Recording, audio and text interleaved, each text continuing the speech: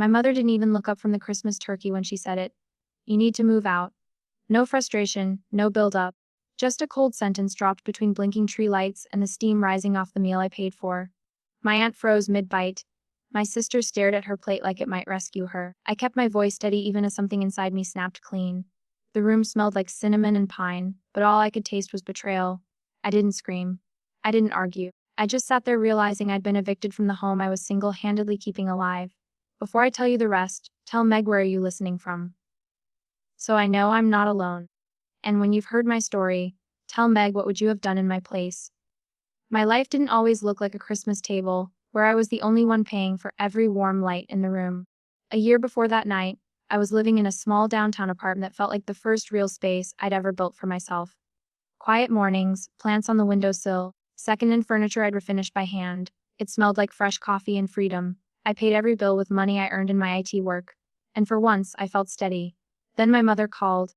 Not the usual, "How are you?" of call. It was the kind that came in with uneven breathing and sentences breaking apart.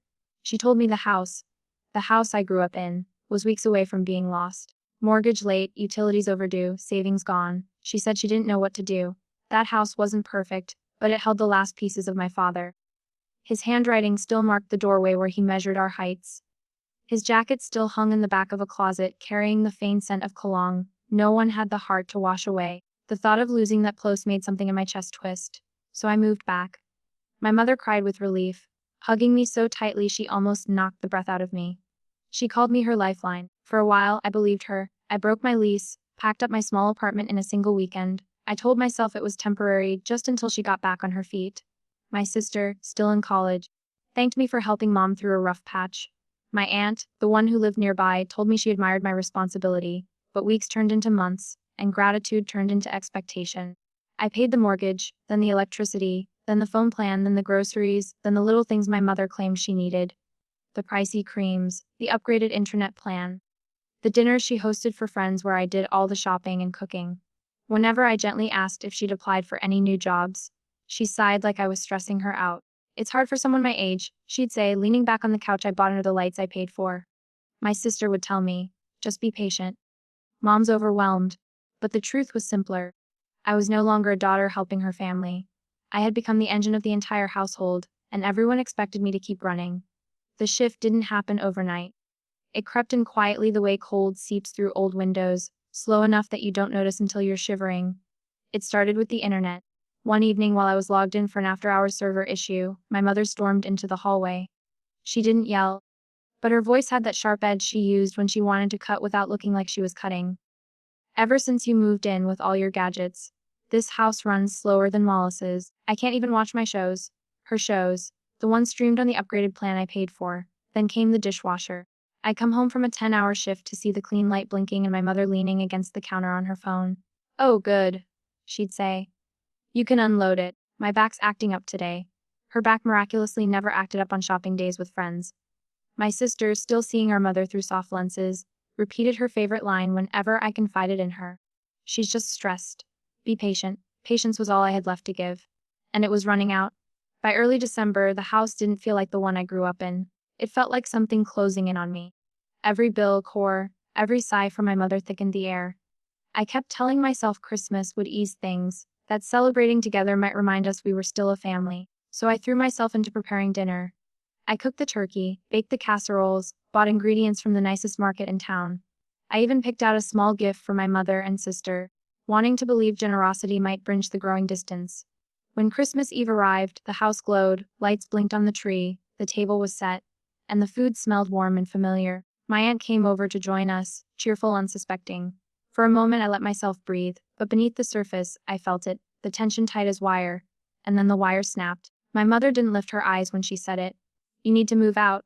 No warning, no explanation, just the words laid down like a final decision already made. The knife in her hand glinted under the dining room lights. My aunt stopped chewing. My sister stared straight down. And there I was, sitting at the table I paid to keep standing. I could have shouted, I could have asked why, I could have begged for basic fairness. Instead, I felt a strange calm settle over me. "Really," I said quietly. "I pay the rent, the bills, and the groceries." My mother shrugged, the most casual dismissal I'd ever seen in my life. It wasn't anger. It was indifference, like I'd served my purpose and my expiration date had arrived. And that was the moment, right there at that Christmas table, when something in me stopped trying to hold us together. I didn't leave the table in a storm. I didn't slam a door or break a plate the way my mother would later claim. I simply stood up, pushed my chair back quietly, and excused myself. My aunt watched me go with wide, unsure eyes. My sister pretended not to notice. In my old bedroom, the one with the floral wallpaper I hated since middle school, I sat on the edge of the bed and waited for the tears that never came. All I felt was an emptiness so clean it almost scared me. A year of excuses, of swallowed frustration, of doing everything for the family had finally burned itself out. So I made a decision. I pulled my suitcase from the closet. It was dusty, untouched since I moved back home to rescue my mother from losing the house. I wiped it off with my sleeve and set it open on the bed. I didn't pack sentimental things. I packed the essentials, the clothes I actually wore, my laptop, my chargers, a few personal items. Everything else suddenly felt heavy, tied to a life that had been draining me instead of holding me. For the first time in a long time, the next step was mine. I booked a week at a motel across town. The confirmation email hit my inbox like the first breath after being underwater too long. I waited until the house was silent, until the wine had pulled my mother into her usual deep sleep, and before slipping out. The snow was falling in soft waves, the kind that hushed the entire world under the glow of the porch lights. It almost looked peaceful. Almost. I drove away without looking back. The motel room was small and smelled faintly of old carpet, but it was the first space in months where no one sighed loudly at me for breathing wrong. I slept for 10 hours straight. The next morning, I waited for a message from someone, my mother, my sister, anyone, to notice I was gone, but the phone stayed silent. Day 2, day 3, nothing. It wasn't relief anymore. It was clarity. My absence wasn't a crisis to them. It was a convenience. And then, in the middle of scrolling through apartment listings, my sister finally texted me. "You won't believe what Mom is telling everyone." The lies were almost theatrical. According to my mother, I had screamed, broken things, stormed out, abandoned her with no warning and no money. She had already called relatives. They were rallying to her side. It wasn't enough for her to push me out. She needed to rewrite the story. Something tightened inside me. Not rage, but resolve. If she wanted a story, I'd give them the truth. And I'd let the truth do what I no longer had the energy to argue. I didn't fire back at my mother's lies. Not at first. I let them sit, let them grow. Let them spread until the picture she painted was so exaggerated that even people who adored drama started to raise their eyebrows. Meanwhile, I stayed in that tiny motel room surrounded by quiet that felt both foreign and familiar. I went to work. I kept searching for apartments. I waited for the storm she created to reach me. And it finally did. The first sign was my aunt, the one who lived out of state, calling me, her voice soaked in judgment. "I heard you threw a tantrum on Christmas," she said. "Your mother is devastated. How could you walk on her like that after everything she's done for you, everything she's done for me?" I almost laughed. Almost. But instead of fighting, I just listened. Let her speak. Let her believe the script my mother had fed her, because I was done arguing behind closed doors. If I said one word in anger, it would be twisted. If I defended myself privately, it would be ignored. If I confronted my mother directly, she would cry and deflect.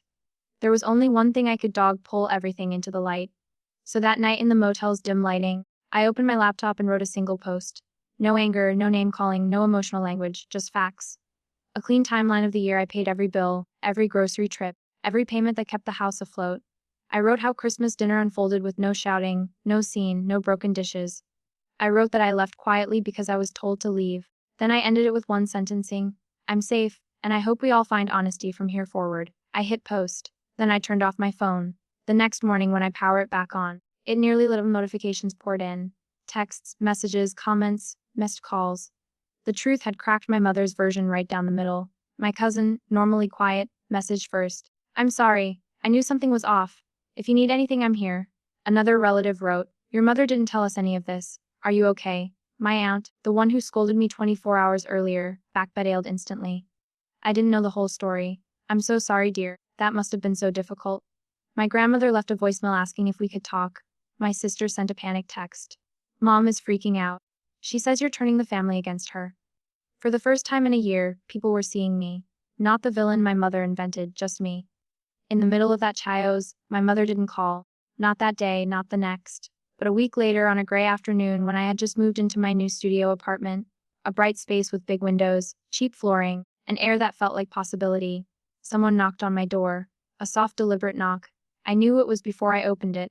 My mother stood there in the hallway, holding a bakery pie in a plastic container like it was a peace treaty.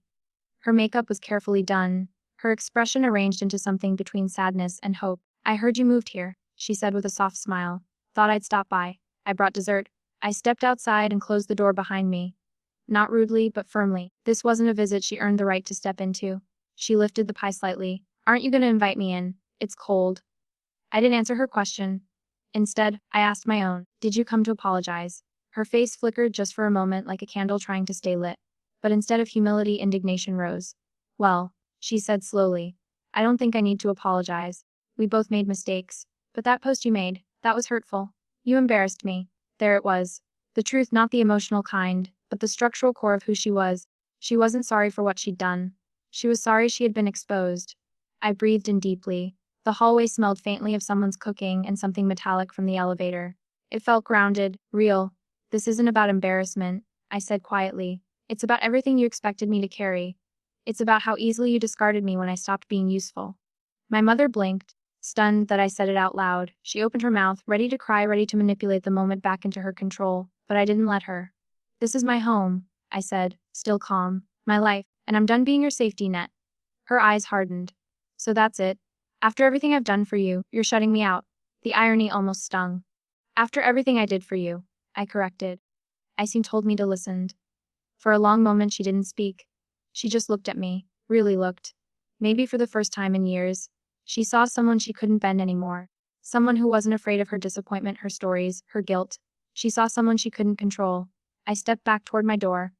"Take care of yourself," I said, and then I closed the door, not with anger, not with drama, just with finality. Through the peephole, I watched her stand there, stunned, holding the pie like she no longer knew what it meant. After a moment, she set it on the floor and walked away down the hallway. I didn't pick it up. Inside, my new apartment felt like sunlight drifting in through the windows, walls echoing with nothing but peace. I realized then this wasn't revenge. This was freedom.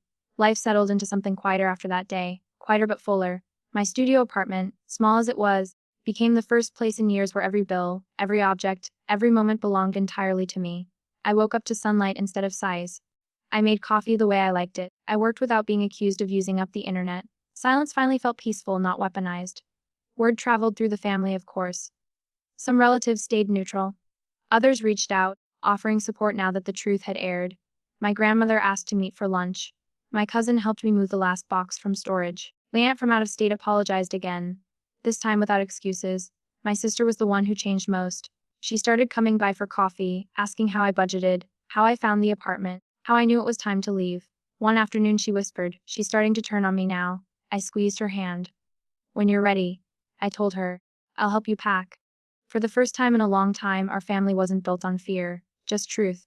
Christmas used to feel like obligation to me, like a stage where I had to perform the role of the dependable daughter. Now it feels different. Not because the season changed, but because I finally did. What I learned is simpleg. Love without respect is just dependency. Family without boundaries is just a trap. And sometimes the bravest thing you can do is walk away quietly and let the truth speak louder than you ever could. My mother still tells her version of the story, I'm sure. But it no longer defines me. I have my own home, my own peace. And the freedom to build a life that isn't measured by how much I can carry for someone else. If you've ever had to pull yourself out of a family that kept taking without giving back, you're not alone. Tell me where you're watching from and share your story in the comments. I read every single one. And if this story resonates with you, hit subscribe so you don't miss the next.